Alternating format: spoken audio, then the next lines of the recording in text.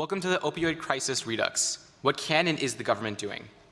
I'm Ishan Dosani. I'm a second year studying economics and political science. I'm a research assistant at Crown studying social and economic determinants of substance use, and I also founded the UChicago Harm Reduction Project, a student organization that organizes overdose prevention projects in Chicago. I'm honored to introduce our speakers today, Dr. Rahul Gupta, Congresswoman Angie Craig, DA Beth McCann, and journalist Eric Eyre. As West Virginia's Public Health Commissioner, Dr. Gupta's work in expanding access to naloxone in West Virginia led to a decrease in overdose hospitalizations at a time when rates dramatically increased across the country. In 2021, he was nominated by President Biden to be the director of the Office of National Drug Control Policy. Angie Craig is the first openly LGBT congresswoman from Minnesota. Last month, she introduced a bipartisan bill known as the Eradicating Narcotic Drugs and Formulating Effective New Tools to Address National Yearly Losses of Life, or the End Fentanyl Act. Beth McCann is the current Denver DA, the first woman in the position, and also a former member of the Colorado State Representatives. The event will be moderated by Eric Eyre, a Pulitzer Prize winning investigative journalist. Eric's writing shined light on the role of pharmaceutical companies in perpetuating the opioid crisis, exposing how the nation's largest drug companies profited from opioid trafficking by flooding West Virginia's smallest and poorest towns with millions of pills. Of course, please silence your phones. For the Q&A, we have a stationary microphone set up for the audience. Please line up for questions when the time comes. The first 3 questions are going to go to students. After tonight's discussion, the IOP Student Advisory Board is hosting a mayoral election watch party at the IOP House. Feel free to stop by for conversation and food starting at 7 p.m. Next Monday, April 10th at noon, the IOP is also hosting an event at the IOP House on the implications of the legislators' attack on TikTok. Finally, the IOP's career development team is encouraging students to take advantage of internships they have available in policy, politics, journalism, and nonprofits. Find out more at the IOP's website. The deadline for most of these is Sunday. Thank you all for coming, and please join me in welcoming Dr. Rahul Gupta, Congresswoman Angie Craig, DA Beth McCann, and Eric Eyre.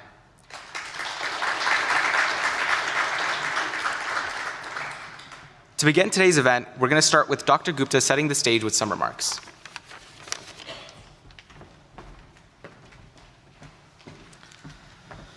Good evening, everyone. First of all, thank you, Ishan, for that introduction, and a great welcome, warm welcome to my colleagues here as well. You know, it's really good to be on the campus here at IOP. Really appreciate it. I was here once before, and thanks, Joel, for everything you do. Appreciate that. You know, as we talk about tonight what the federal government and all of us are doing to address this crisis and how you can play a role, an important role in saving lives, just like Ishan has been playing this role, and I've had a chance to talk to him a little bit, it is really important. I'm also glad to have my colleagues, including Representative Craig and District Attorney McCann here. Now, with Eric, we go way back. The time that he would come into my office when I was commissioner and actually interrogate me. But he was, a journalist and doing all this exposés. Now, in the 5 minutes I'm up here, I'm gonna talk about how we're losing an American to this crisis every 5 minutes around the clock, and that's important. Why? Because we've lost more than 100,000 people last year. These aren't just numbers.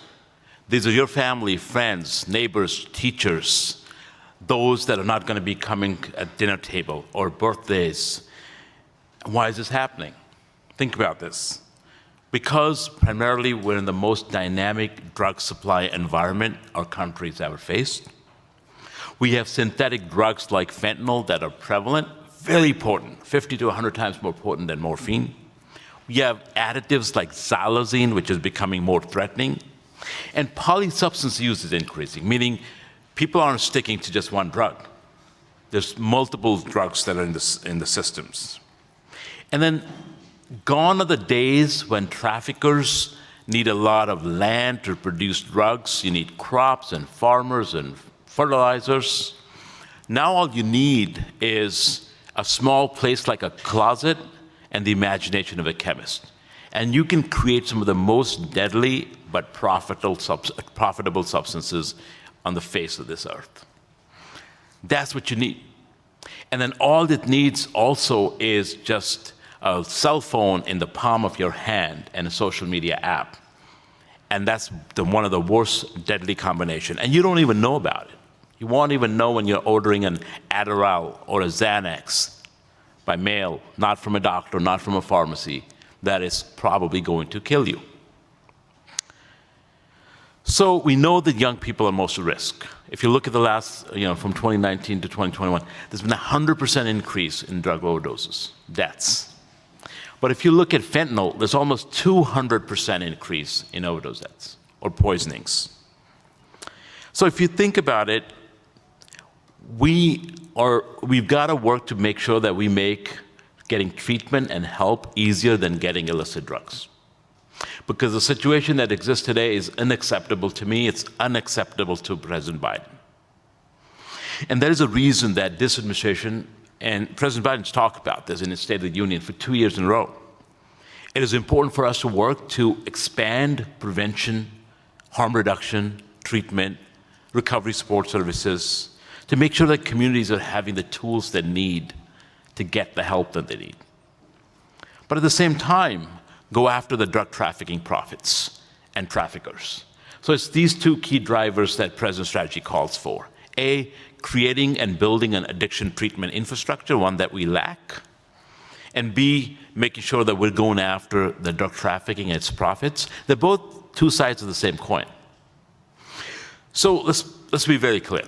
Addiction is a disease that must be treated. Trafficking is a crime that must be prosecuted.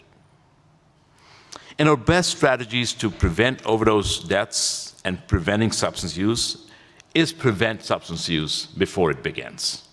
Primary prevention, what we call it. And President just a couple of weeks ago released his budget to Congress, and he's asked for $46 billion for this work. It's $2.3 billion increase over last year, historic funding.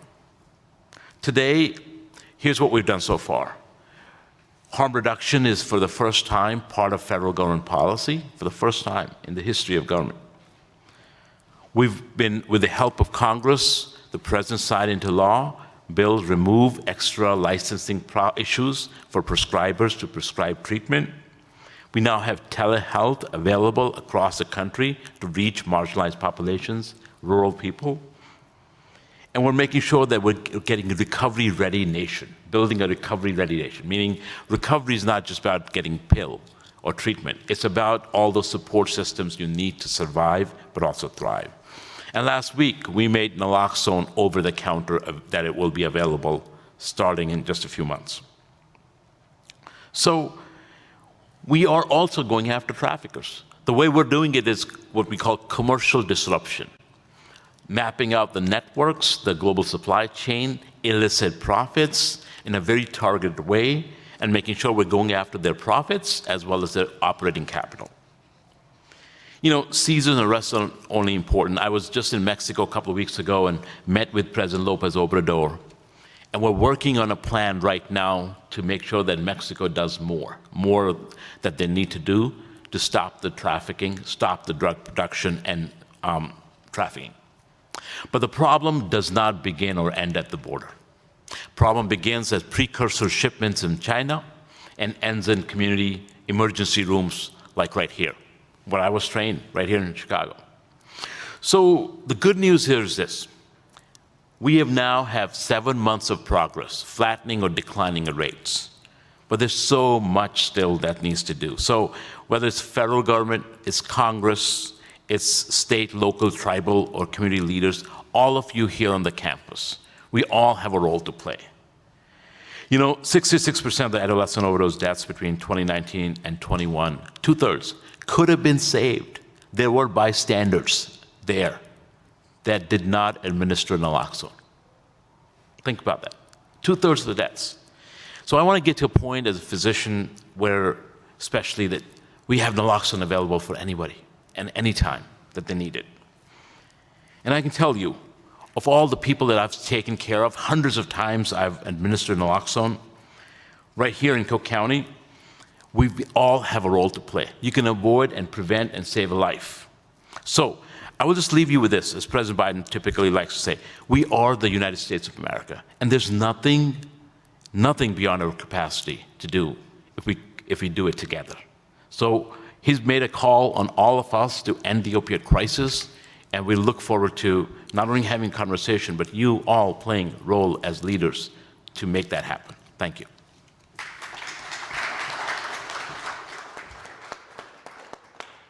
Thank you, Dr. Gupta. Well said, and we really appreciate your commitment for such a long time. You've really stuck to this. Really appreciate it. I wanted to start with DA McCann. She's from Denver, as you probably heard. About a year ago, there were all these stories coming out of Colorado and Denver about the biggest increase in fentanyl overdoses, and there was one particular story about a party where 5 boys died. What's it like now, Beth? How has fentanyl impacted your community? Well, unfortunately, we have seen a dramatic increase in the cases that we are filing involving fentanyl. From 2019 until today, every year our filing of cases involving distribution or possession of fentanyl have doubled, which is pretty astonishing. So it's been frustrating, to say the least. And one of the things that we look at when we're trying to decide whether or not to file a case involves what we can actually prove. For example, distribution of the drug, we often end up charging if someone has large possession of fentanyl, or if it's packaged in a way that indicates that they're distributing it or selling it. But we had an interesting bill last year which allowed us to now file distribution resulting in death as a murder charge if we can prove who actually distributed or gave the drug to or sold the drug to the individuals that subsequently overdosed and died. And you mentioned that case, which was in a suburb of Denver. There were 5 young people who actually died. And what we understand is that they believed that they were using cocaine, but there was fentanyl mixed in with it. And unfortunately, the amount of fentanyl, which is really very small, that can cause a death, was in that substance. The DA in that suburb has not been able to file a criminal case against anyone because of the difficulty of proving who actually gave the drug to the individuals or sold it to them, because all of them passed away. So it's been very frustrating for that DA, I know, and we have this similar issue in Denver. We have, however, been able to file some cases against those who've given drugs to people who have subsequently overdosed. So when we can prove who actually distributed or sold the drug, we can file that kind of case. By the same token, for those who have small amounts of possession of fentanyl, we have established a program, as Dr. Gupta was talking about, of harm reduction, where we are getting those folks into more of a treatment modality rather than prosecution, the traditional prosecution route, because we understand that addiction is very difficult to break and difficult for people to overcome. So the more we can do to help people with addiction so that they don't continue to consume drugs is obviously our preference. But it's a complicated issue, and actually, talking to our crime lab, the majority of the cases, or the majority of drugs, when they find fentanyl, are not mixed with other illegal substances. The majority are mixed with something like Tylenol or some filler with a small amount of fentanyl. and they're in little blue pills called blues. Some of you may have seen these. They're designed to look like oxycodone, codone, and people will buy those thinking that it's oxy or some other prescription drug. And in fact, it has a filler with a small amount of fentanyl. And depending on how much fentanyl there is in there, it can be lethal. But we're finding in Colorado now that fentanyl is the drug of choice. So people are looking for fentanyl because it is a quick high, it's cheap, it's plentiful, and it's the drug that people who are addicted often are looking for. So that's scary as well. I will say that our usage of fentanyl seems to be going down a little bit now, and I think part of that is the public education campaigns that people are conducting, and also the use of naloxone and fentanyl testing strips, which we now have available in our schools, and all of our first responders carry naloxone in Denver, and we are very supportive of expanding the use of naloxone, also called Narcan. So we're trying to get everyone to have that available. So those are some of the things that are going on in Denver. And I think that one of the things that at the federal level, our newest Congresswoman, who was just elected last year, has proposed a bill regarding a new drug called Tranq. Has anybody heard of it? Mm-hmm. Just one person. Okay, so it's a short for tranquilizer because it's an animal tranquilizer that's now being used by some kids. Well, it doesn't have to be kids, but people who are addicted. And she's introducing a bill that will be directed more towards that new substance. And as the doctor alluded, we're worried about these kinds of drugs because they are synthetic. So you don't have to like grow poppies and make heroin. They can be made in your basement, essentially, and you can buy pill presses on Amazon. So people are able to produce this just like meth. And we are expecting that there will continue to be new drugs that are introduced that will then become popular, which are dangerous drugs as well. So I will stop talking. I feel like I'm talking a lot, but it's a big issue. Well, let's turn to Representative Craig. In early February, the House Energy and Commerce Committee, a panel that you serve on, held a field meeting on the U.S.-Mexico border to discuss the fentanyl crisis. What did you learn there, and what surprised you? Well, thank you so much, and thank you for having me here today. I do serve on the Energy and Commerce Committee in the Congress, and specifically the Health Subcommittee, as well as the Communications and Technology Subcommittee. This was a specific field hearing designed to be down in McAllen, Texas, to talk about the opioid fentanyl crisis in America. I'll come back to that in just a second, because I was one of only 3 Democrats who joined 17 of my Republican colleagues down at the border, because frankly, politics starts to come into it anytime you're down at the southern border, and I'll again come back to that in just a second. But the reason I'm sitting here today and becoming more active, among many other reasons as a member of Congress, is for constituents like Devin Noring, who was 19 years old and died because he was poisoned from a Percocet pill that he thought was just Percocet that he bought along with some friends off Snapchat. And I mentioned that I'm on the Communications and Technology Subcommittee of the U.S. Congress as well, because we have jurisdiction over social media too. This is a really complicated topic, right? We're talking about addiction and how do we minimize harm. We're talking about geopolitical implications of materials originating in China, coming to Mexico, coming across the United States southern border.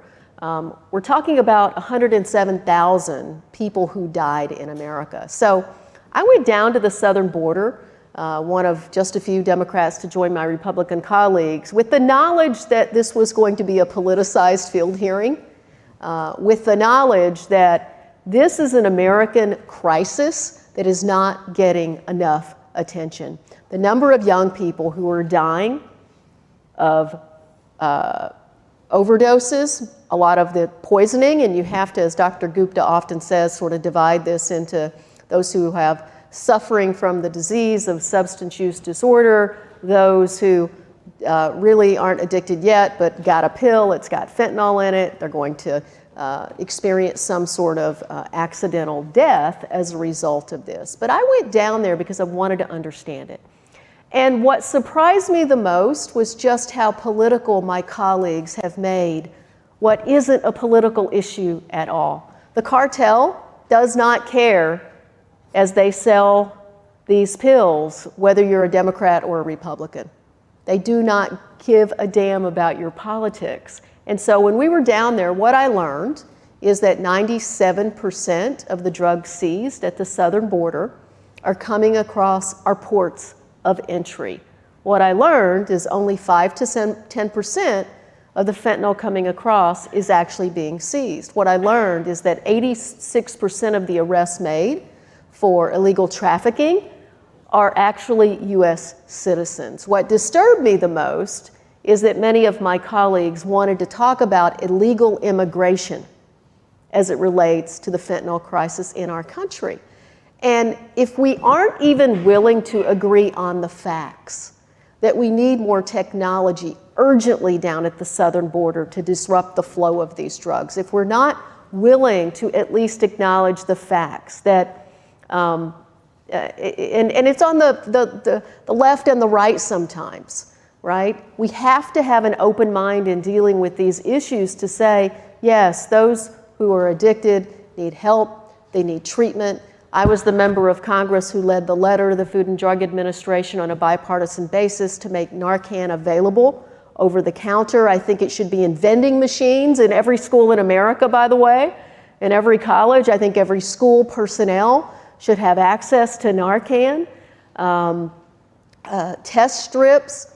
We have to have this conversation as we get more aggressive to stop the flow of these drugs into our communities. And so what surprised me the most is how political, I guess when you're running every 2 years for Congress, people want to make everything political, but we have a national health crisis among youth in our country. People are dying, and we have to be more engaged in the United States Congress and in every administration than we have been engaged. So I'm really pleased to be here with you, Dr. Gupta. Now, Representative Craig, just I guess about a week and a half ago, you broke ranks with the Democrats on the committee and you voted for the, make sure I get the name right, Halt Fentanyl Act. Like I said, the only Democrat to do so. Tell us about that bill and why you broke ranks and voted for it. I was the only Democrat on the subcommittee to vote for this bill, and then in full committee as well. I also voted as an amendment for a substitute for this bill for something that was a little different than that. Is that your bill that you have? Yeah, the SAFE Act. Because that's what I was going to ask, how they differ. So maybe talk about that. So look, the challenge comes in when we talk about, is this a clean bill or is this a public health bill?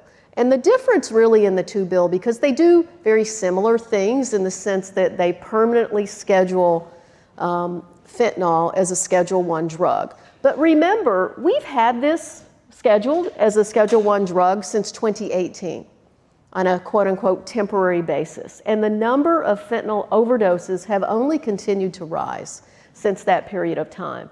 So this is not the magic wand sometimes that politicians tell you as a talking point to address these issues. This is a little bit more like, I don't know if anyone here is young enough to have gone to Chuck E. Cheese. Your parents take you to Chuck E. Cheese, where you play whack-a-mole. That's what I feel like as a member of Congress. One of the tools, I believe, is to schedule fentanyl as a Class I drug. But we don't understand everything about all, I think, 9 of the 37 analogs when it comes to fentanyl. We don't have pharmacological information about them. So my bill, the SAFE Act, would basically provide some guardrails which would allow, if someone is, distributing a fentanyl product that later is determined has no medical impact at all, then there are some mandatory minimums that could be overturned over the long haul.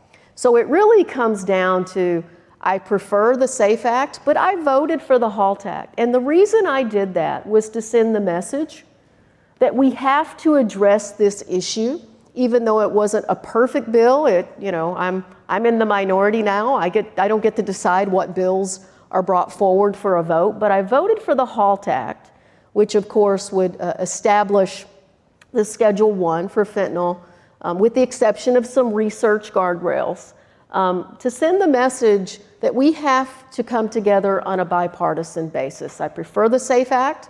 The HALT Act is a lesser alternative that I don't think takes the public health angle that Dr. Gupta would probably support. And then I just have a real practical difference in the HALT Act and the SAFE Act. The SAFE Act has the support of the current administration. If Republicans would bring the SAFE Act to the House floor today, it would pass, and the administration would shepherd it through the U.S. Senate, and it would be signed into law. So even though, in Congress, you don't get to, nothing is ever perfect, no bill.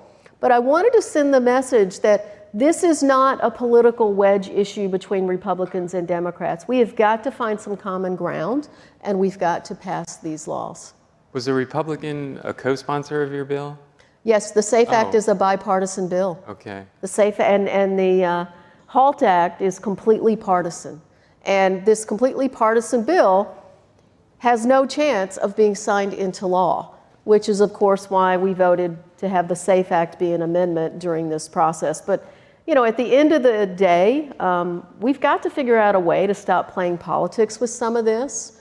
I have not passed one bill that's been perfect in the 4 years that I've been a member of Congress. Now, we were talking earlier, and Beth talked a little about her district. Your district is kind of different because it covers like city, rural, suburbs. How has the fentanyl crisis affected each of those? Or is it one more than the other? Or? Well, I think it affects the entire community, and that's the message that I've really heard from my constituents is, it's going to take a whole of government approach to address this issue. It's going to include prevention. It's going to include treatment. It's going to include law enforcement to prosecute those who are distributing these analogs in our communities. But the truth is, it's affected every single piece of my community, and it doesn't care either, how much your family makes. It affects socioeconomic group of people really equally in my congressional district. And so this congressional district I represent is about, as I was saying earlier, 65% covered in corn and soybeans every summer in Minnesota, a lot of suburbs as well. And we find young people like Devin who are dying of accidental overdoses. I was just with a group in a community called Northfield yesterday. And while it's going to take a whole of government approach at the national level, it's going to take a whole of community approach at the local level. And one of the things that I brought here today was just the handout from Rice County, the county I was in yesterday. And they are taking a healthcare, a behavioral health, an education and prevention, a community, and an enforcement, all of community approach. And from a congressional perspective, one of the most important roles we have in Congress, certainly we have jurisdiction in my committee over the National Institutes of Health, over the NIH and other health institutions, but we also have a number of grant programs that go directly into these communities. For example, here in Rice County, Minnesota, a community-based team with bilingual members are ready to go out and help and get support to those who are using or in recovery. But guess what? Their funding ends in 2 months. Jail-based screening, making sure that there's screening and a connection to providers while people are incarcerated. And that funding runs out, looks like later this year. So this intersection we have in our country, and I'll end with this. I had a very personal experience in Washington, D.C. On February 9th of this year. I live in D.C. part-time, 31 weeks a year. I go back and forth between Minnesota and Washington in order to vote. A young man who is 26 years old, suffering from mental illness and addiction and homelessness, got on an elevator with me. I'm the member of Congress who was assaulted in my elevator in Washington, D.C. on February the 9th. When those things clash, mental illness, addiction, homelessness, and public safety, these are real issues in every single one of our communities. And the question I ask myself is, I was the 13th count of assault on his record. He had 25 bench warrants out for his arrest. He had served anywhere from 10 to 30 days. That's for prosecutors to figure out. But the question I ask myself is, he's 26 years old. As a community and a nation, we've also failed him and his family. Because how many times did he have a chance for mental health treatment when he was younger?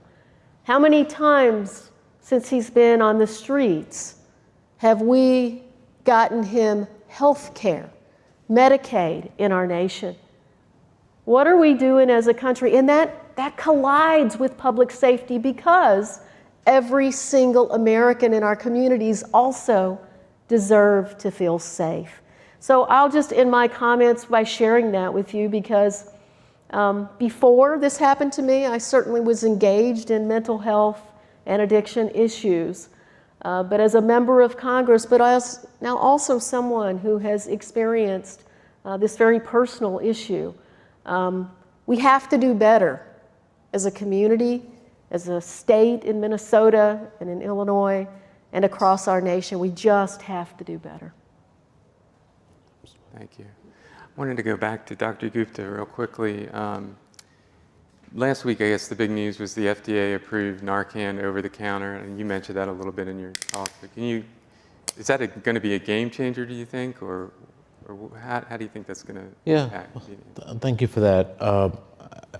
I'll just add to what Representative Craig is talking about, which is, these are all tools in the toolbox. Right. Yeah. None of these are silver bullets. And one of the things that I think we all are often challenged with is, how do you address a complex problem? This is a problem that has adverse childhood experiences, trauma, income inequality, child poverty, as well as these social determinants, homelessness, food insecurity, employment challenges, all of these things.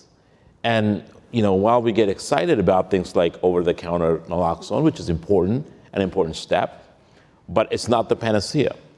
So it's important to recognize that we need to be moving in a place where there's no silver bullets, yet we need to understand what will it take a complex system, a complex policy approach that looks at the biggest drivers to address it. So that's where it goes back, that I think for people who are figuring out how to get $20 for the next time that they can go and purchase these drugs aren't the ones, more likely than not, aren't the ones that are going to go into CVS and look for this. However, you can do that. The restaurants can do that. Businesses can do that. Schools can do that. We can make naloxone available as simple as smoke alarms and defibrillators across our communities. And this is just one more step in addition to all the resources that are coming from the administration through Congress to be able for us to do that. Okay. Another question, Dr. Gupta. You were talking a little about your meeting with the President of Mexico. The thing I keep hearing and reading about is that relations between the U.S. and Mexico are so frosty, and then, of course, with China delivering the precursors to where it's manufactured in Mexico. Is there some hope that that's going to, improve those relations? Do you kind of... I mean, look, there's a matter of politics, it's a matter of relationships, and it's a matter of getting the work done. Three different things. They often don't cross-cut with each other. The fact is, as Representative Craig said, it is a highly politically charged situation. We were meeting with the President of Mexico, I think it was Monday or Tuesday, and on Friday prior, we had a member of Congress, a Republican member of Congress, talking about invading Mexico. Oh. So how do you think that goes along? In our meeting, just makes our meeting more difficult, right? Makes it more challenging. The President of Mexico enjoys second highest approval ratings from his people in the world at 69%. Also has an election next year. And so we have to factor these things in, put them aside, but still get to work and say, here are the things we need from you to act. We met with his foreign minister, defense minister, secretary of the Navy, a number of other officials to make sure that we're getting done what we need to get done. So there's all these complexity that go into international relations, but at the end of the day, we find common cause. Common cause, for instance, is that the Chinese chemicals from illicit actors, Chinese criminals that are coming to the shores of Mexico are no good. Those precursor chemicals, they're now good for Mexican people. They're certainly no good for American people. But we're saying, how can we help you make sure you're monitoring the data of shipping, monitoring information and sharing? Same way, they wanted to see all the weapons that are coming down south, how we can help them control that, because they're having a lot of murders, a lot of killings from those weapons. So we try to figure out how can we help you on this part where you can help us with both the precursors as well as production and trafficking of these deadly drugs. Right. Well, before we go to audience questions, I just had one last question for all three of you, and I'll start with DA McCann, same question. What gives you hope that we can really get our hands around this in your region and in the rest of the country and combat and curtail the fentanyl crisis? Well, I do think that all of the public education about the dangerousness of this drug is having an effect. I mean, I speak to schools, parents, others who are interested, and I do think that people are paying attention because it is so lethal. It's such a tiny amount of fentanyl that can cause death. So it's different than marijuana or even heroin. And so I think the fact that we've had a number of fairly high-profile deaths in Denver and the surrounding communities has really put public attention on it. And I do think that students are much more aware. Now, I mean, I always say, don't buy little blue pills from anyone. But I think, being more aware if you are going to experiment with drugs, because we know kids are going to do that, knowing who you're getting them from and being much more aware of the circumstances under which you're getting them will be important. And I think that the public awareness is helping. I mean, our TV stations are talking about it. As I said, naloxone is now being made available pretty much everywhere. And so I think that's helping. And then I think we as prosecutors are stepping up our enforcement. We're doing some new guidelines in my office so that we can be consistent with what kind of plea agreements we're willing to give on cases involving distribution of fentanyl. We're taking it very seriously, and the lab that our Denver Crime Lab, also is working with us on making sure that those drugs get evaluated quickly and that we can bring effective cases. We've brought some manslaughter cases when we don't feel we can meet the distribution requirements, but we're trying to be more aggressive about prosecuting those who actually distribute the drugs versus those who use them. And I think we are also becoming more educated about options for treatment and how to help people. We know people are going to relapse. Drug addicts are notorious for relapsing and getting back on the drug, and that we, as a criminal justice system, we have to understand and be patient with that. So it used to be that, you know, 1 time or 2 times maximum when someone tests positive, then we don't continue to give them second chances. And now we're trying to be a little more sensitive to the fact that we have to work with people who are addicted. Another thing that I think is happening nationally, certainly in Colorado, is we're using more peer helpers. They call them peer navigators. So people who have been addicted and who are now substance free, we are hiring them to work with those who are addicted and those who are in the system, because they have that lived experience, and it's, I think, much more effective, than for me to talk to people about giving up drugs. Having someone who's actually gone through the process, I think, is much more effective.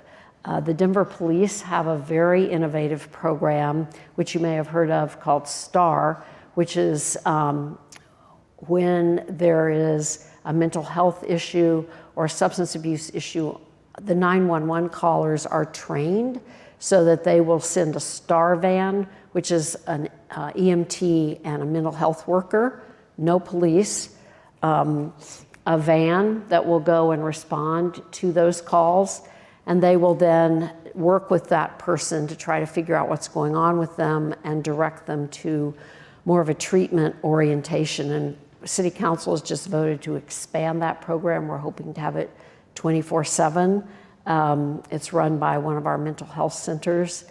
So I think we're seeing a lot of people coming to Denver to look at that program, and we're seeing more cities being willing to fund that kind of approach, in addition to the police response. If police are needed, the police go, obviously, but so it's a combination. I look at it as a balance of aggressive law enforcement, but also a recognition that we need to really get at the root of some of these issues and try to help people with whatever is they need to stabilize, if it's housing, if it's a job, if it's simply an ID, helping them stabilize so they are then in a position to feel like they can stop using drugs. I mean, honestly, when you think about it, if you're homeless, you don't have family support, you don't have a job, I mean, why wouldn't you want to be high all the time, right? I mean, we have to get at some of these root causes of what's causing people to be that hopeless. And that's where I think we're not putting enough resources.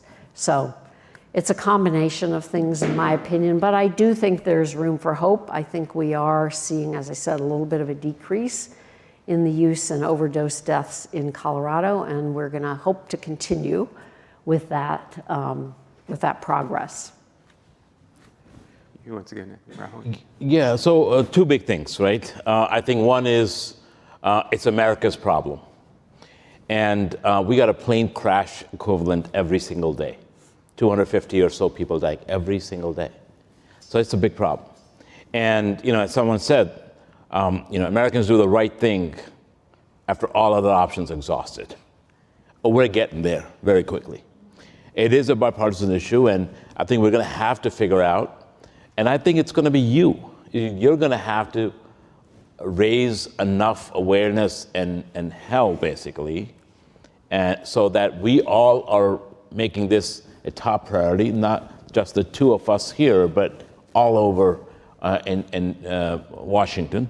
So that's the first thing. This is an awareness thing. We need you to be talking about this. There's a lot of people, including that is, just in 2020 dollars, we lost $1.5 trillion of economy. Russia's GDP was $1.5 trillion in that year. So if you think about your future and people dying, number one cause between people 25 to 50 years old, economic employment issues. This is your future. And our country's future is at a risk if we don't address this in an urgent way. That's the first thing. Second is the understanding that now you have a president who's talked about it twice in each of his State of the Unions about ending this crisis. There's unprecedented attention and resources coming from Congress and from the administration to address it. There are policies now. We're looking at deflection laws, which is if somebody has a mental health problem, as the representatives talked about, or a substance use problem, let's not put them in prison. Let's get them the help they need. Let's expand those aspects. We know 60 to 80% people behind the bars today in this country suffer from addiction, at least one condition. Let's get them treatment behind. We have captive audience so that when they're out in the community afterwards and released, they can be productive members of society, get a job and all those things rather than either die or come back. And it's going to cost you, the taxpayers, a lot of money. It still is. So all of these, sort of from a criminal justice standpoint, from policy standpoint, harm reduction standpoint, treatment and recovery standpoint, these changes, these policies that are for the first time in the history of the country are looking at the entirety of the situation and providing resources. So I do see hope there that we can address it, but we have a long way to go and we're going to need your help. Representative Craig. I'll be very fast. Look, what gives me hope is that I do think we're seeing a lot of the stigma around addiction as a disease really start to be recognized, that addiction is a disease that needs to be treated just like a heart condition or cancer or anything else. And I do think we're also seeing some of the stigma start to decline around harm reduction techniques as well. You know, there's a time when there were police departments in Minnesota that refused to carry Narcan because, you know, the sheriff thought we shouldn't do that, right? I saw my first save at the end of November while I was doing a ride-along with police, and I'll never forget that young man. And so making sure that we make Narcan as available as possible, test strips as available as possible, ensuring that people have access to methadone clinics across our country. Right now, about 70% of counties across America have no clinic in them at all. So, I mean, that can't be the circumstance. So it gives me hope that we're starting to see less stigma around these things. Well, really appreciate, we're going to open up for questions in a second, but just want to say thanks for what you guys are doing. You're doing the Lord's work and helping to save lives, and there's a lot of other people like you guys on the front lines too. And now we're opening up for questions, I believe. Hello. The first question is from online. It's from Jonathan from Greektown. Representative Craig, you noted that everything in the House becomes political, but the opioid crisis is clearly a bipartisan cause. Why aren't the same lawmakers who assembled the infrastructure and CHIPS bill of the last Congress getting together behind closed doors to address a matter of life and death that affects red and blue states and districts equally? Well, I would say to you that we actually are beginning that process right now. In fact, Dr. Gupta was just at a bipartisan meeting of members of Congress last Friday at the Capitol. And we are sitting down, we're talking about where can we find common ground on some of these addiction-related laws, as well as around mental illness in our country, mental health. So we are starting that process. We also just stood up the fentanyl awareness caucus in the Congress because, again, the more of us who are talking about this as a national crisis on both sides of the aisle, the better. When I say it's political, look, when you title a field hearing Biden's border crisis, the opioid epidemic in America, and then you have a bunch of people who come to testify about people, refugees crossing the border.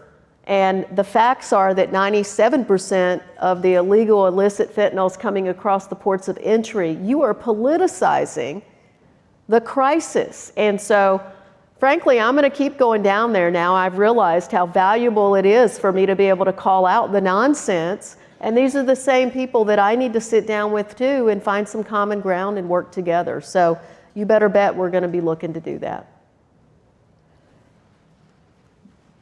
Hi, I'm Caroline. I'm a fourth year in the college. I'm actually from Denver.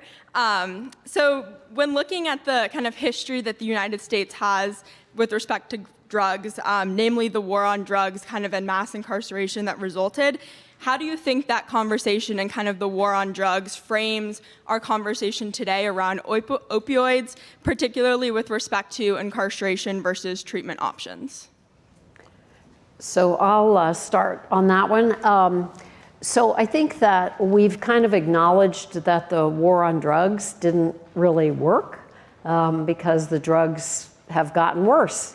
And so I think in the criminal justice system, we're kind of struggling with what is the best way to address drugs. You know, I think there was a time when I was young, maybe your all's age, I used to think we ought to just decriminalize drugs and not have them in the criminal justice system, make it so you could go purchase them, which of course you can in Colorado if it's marijuana. And we're close to the same with psilocybin. So Colorado's been kind of an experimental state with legalization of some drugs. But as I've gotten older and seen the destruction that drugs cause and the way they ruin lives and the way they disrupt families, increase criminal activity, and honestly, drugs are at the basis of a lot of criminal activity. I've gotten much more conservative in my views and have struggled with the balance of treatment versus law enforcement. I mean, the thing that a lot of people don't realize is that we see murders, we see assaults, we see child abuse, all as a result of drugs. Drug deals go bad, somebody's angry, somebody gets robbed, guns come out, somebody's dead. And it's often young people. We see burglaries, we see neglect of children. All of these things are related to drugs and drug addiction and profit, from selling drugs.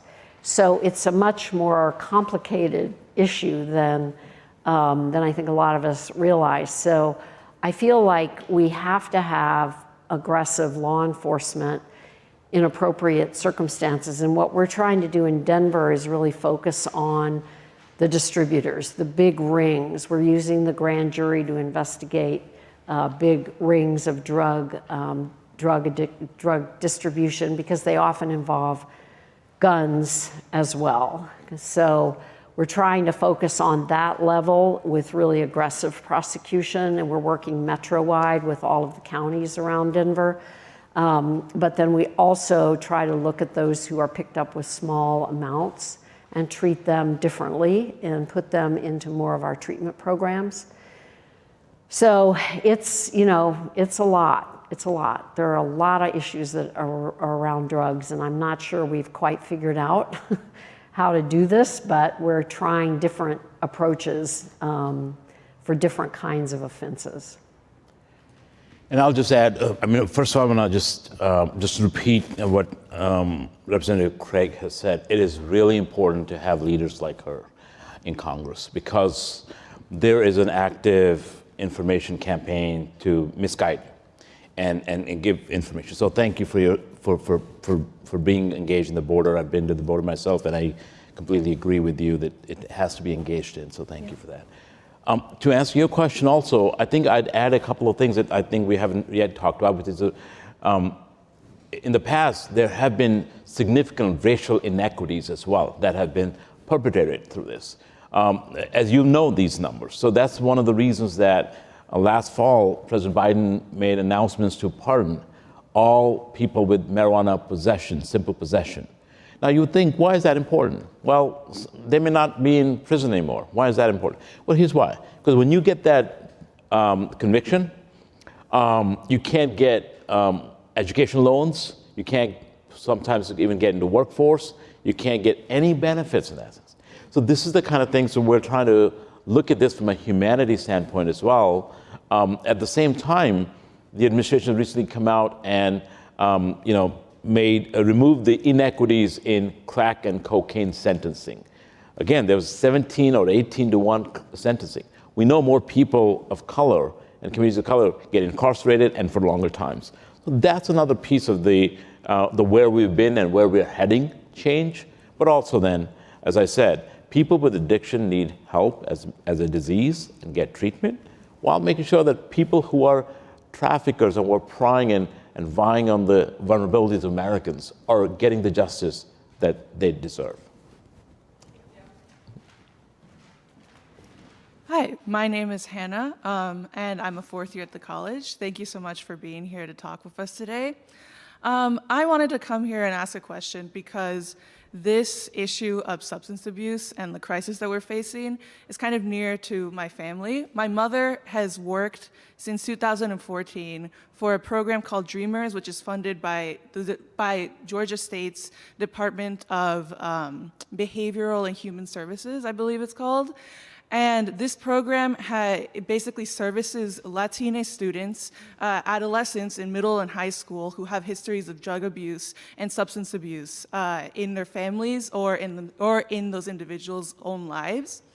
They take a multidimensional approach to these adolescents' drug abuse. So they provide free psychiatric services to each of them.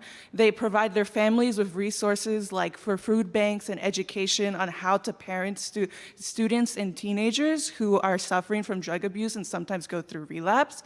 And they also provide an after-school program that my mother herself has headed for the past 6 years that gives them the tools to go to college or eventually go to a technical school after high school and try to keep them off of the streets.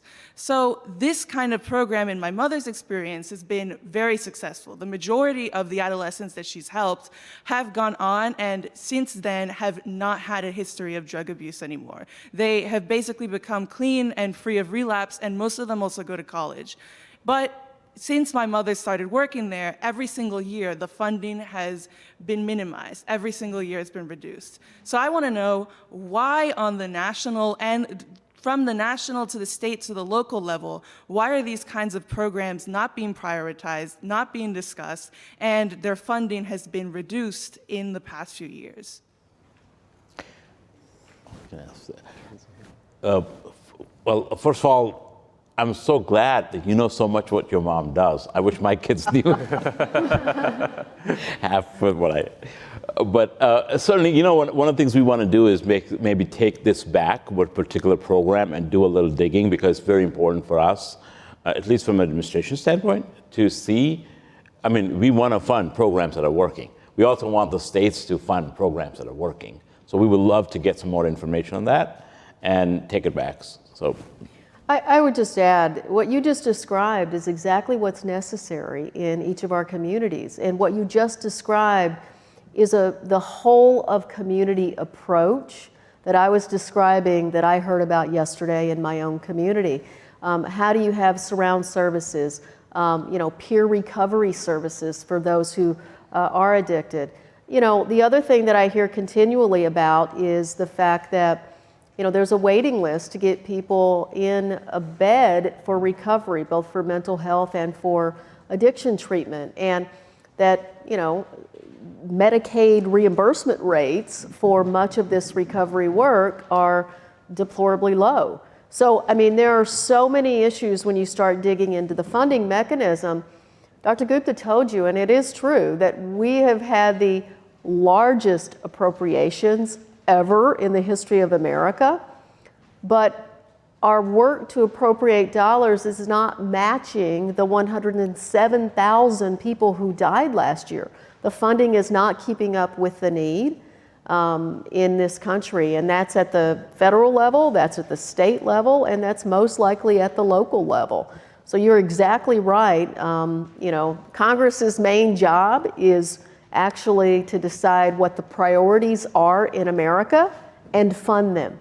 And your message is received with me, and that's the whole point of me being here, of going with a bunch of people down to the southern border, and all the work that I'm doing right now is to put the highlight on Congress needs to treat this like the national emergency that it is.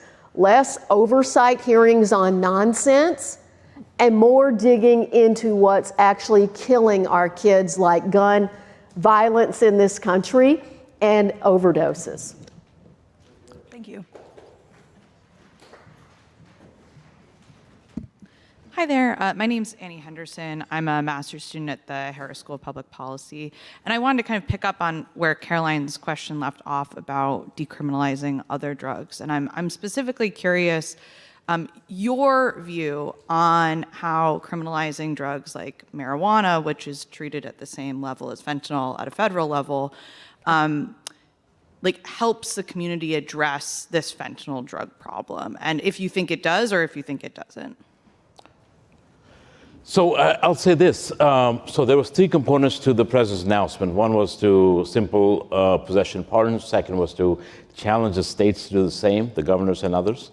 And the third was to ask the Department of Justice to work with the Department of Health to look at the scheduling, look at the evidence that exists in a non-biased manner on cannabis and do that review. And that review is ongoing right now as we speak.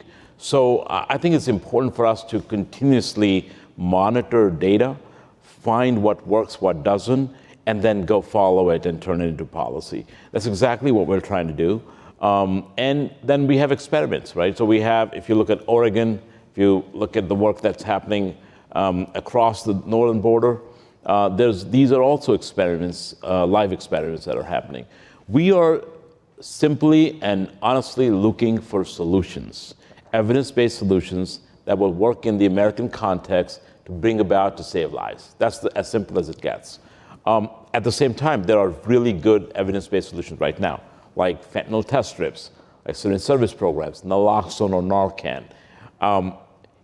4 out of 5 people who have died of the 100,000, they've died because of opioids like fentanyl. So that to me means if there was enough naloxone available at the time, we could have saved tens of thousands of lives right now. And that's what we're trying to do at this point, is still provide solutions with the evidence and knowledge we have, while not giving up on looking at more and continue to look under the stone, over every stone, because at the end of the day, lives are at stake. I'd just add the current scheduling of cannabis has really prevented us from doing the appropriate amount of research on cannabis in our nation. And we're in an untenable situation right now. And by the way, I voted twice now to decriminalize marijuana use, as well as for the Safe Banking Act, which forces states like Colorado to have businesses bank in cash because they don't want to violate a federal law. So it is and by the way, Minnesota, I believe this session will legalize marijuana use. So I think we're following closely what's happened in Colorado. Yeah, I would just add that I do think there's such a huge difference between marijuana and fentanyl that, you know, we have now had legalized marijuana in Colorado for many years and really haven't seen a lot of negative impact. There has been some, probably more in driving than anything, but my issue, fentanyl is so dangerous and so lethal that I feel very strongly that aggressive prosecution is appropriate for people who are distributing and bringing it in and selling it to people. Because if you don't hold people accountable, if they don't perceive that there are going to be consequences, they will just continue to do it. And as I said, it's often associated with guns, drugs, and other crime because the stakes are high with the amount of money that people can make on those kinds of drugs. So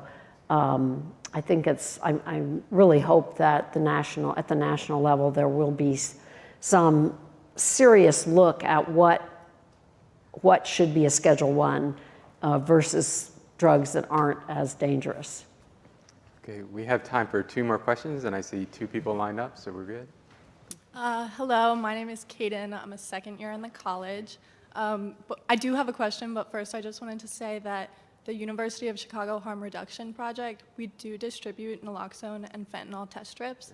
So if you would like them, please just come see me, Ishan, or Elaine after this. And then my question is, what are your thoughts on other harm reduction tactics, such as safe injection sites and needle exchanges? So interesting, because we have a bill this year in Colorado that would allow local governments to allow for safe injection sites. It's now being called, at least in Colorado, overdose protection centers, which I think people think is a little more palatable than safe injection sites. Denver City Council voted a couple years ago to have a safe injection site in Denver, but because of the state law, they're unable to do that. So if the state law passes, local jurisdictions can establish them. I've gone back and forth on it. I've done some research now, and I am supporting the bill now in the Colorado legislature, because I do think that the ability of people to go to a safe spot if they are addicted and use clean needles and have people available that can provide resources and referrals, to me, is outweighing the negative impacts that we could see, because some people feel that it will increase drug use, and that will also, wherever the site is, there will be more crime and more drug dealing in that neighborhood. I don't think that's been borne out by the places that have safe injection sites, so I have come down on the side of supporting it, at least to give it a try. It's currently being used in Minnesota communities, so we just yesterday I got an update on the syringe service program, which is availability of a local SSP, which is obviously provides a connection to health and behavioral resources, and it has a huge opportunity to prevent HIV and other serious issues. So it's being utilized in Minnesota already. Thank you. Hi, I also have a question about needle exchanges. But yeah, good evening. My name is Fletcher. I'm a first-year graduate student at the Harris School of Public Policy. I was last living and working in Portland, Oregon with homeless youth at a harm reduction agency, which includes a needle exchange program among other comprehensive care avenues. But having grown up in Indiana and during the time of the Scott County crisis, I've seen the way needle exchanges have been necessary and life-saving, yet face rampant disapproval and stigma, either in the news, by officials, or even by community members. I'm curious about work you might have done / intend to do, or in your opinion and thoughts, for the expanse of needle exchanges, not just in major cities, but in rural areas and in conservative states, as a part of harm reduction and working directly with those communities. So thank you for that question. I mean, I will say this, having very close working this when I was in West Virginia, we expanded from 0 to 18 sites. And there's been some results, lesson learned. And now in federal policy, for the first time ever, harm reduction is part of federal policy that includes syringe service programs, it includes fentanyl test strips, it includes naloxone or Narcan distribution. The reason these is because they're highly effective, evidence-based, and save cost and lives, and connect people to treatment. Now, but what are the core components? Why do they work somewhere and don't they work? If you look at Kentucky, for example, has a very successful syringe service programs across the state. And oftentimes, the key factors, the secret sauce, is in having the public health folks work with public safety folks and make this a community problem, not an individual problem. Whenever they tend to not do so well is where these things are out of sync. So this goes back to what Representative Craig has said, and you've also said, District Attorney, is about getting community buy-in, community ownership, because this is a problem, whether it's the addiction issue or the syringe service programs, it is at the basic level a community issue. And we've lost some of that with isolation, with that connectedness. And we need to bring that back. And just that's exactly what President Biden just talked about. Like, we've all got to be working together to this issue. This is such a huge and important and challenging issue, but the secret sauce still remains community members coming together to own the problem and make it successful. Thank you so much. Well, I think we're out of time. So appreciative of We got one more? One more? Oh, no. Is there a question? Okay. No? We are out of time? Okay, we're out of time. Thanks very much to the panel and to all you for coming out too. I know it's voting day and it's supposedly golf ball size hail. I haven't seen any of it yet, but really appreciate you guys coming out. How about a round of applause for everybody? Thank you.